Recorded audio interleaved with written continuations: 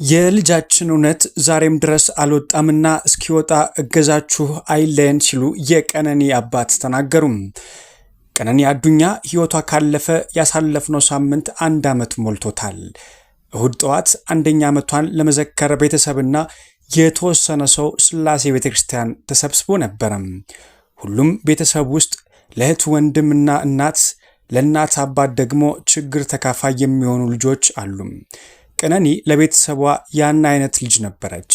የእናት በማመንና ባለማመን መካከል መቸገር፣ የአባት ጠንክሮ ማጠንከር ውስጥ መባዘን እና የወንድምና እህት አንገት መድፋት ከማየት ከምንም በላይ ያማል። ቤተሰብ ዛሬም ድረስ ከተለያዩ የመንግስት ተቋማት ምላሽና እገዛን እየጠበቀ ይገኛል። የልጃችን እውነት ዛሬም ድረስ አልወጣምና እስኪወጣ እገዛችሁ አይለየን ሲሉም አባቷ አቶ አዱኛ ዋቆ መልእክት አስተላልፈዋል። ቢዘገይም የመንግስት ተቋማት ለልመናቸው ምላሽ ይሰጣሉ የሚል ተስፋም አላቸው።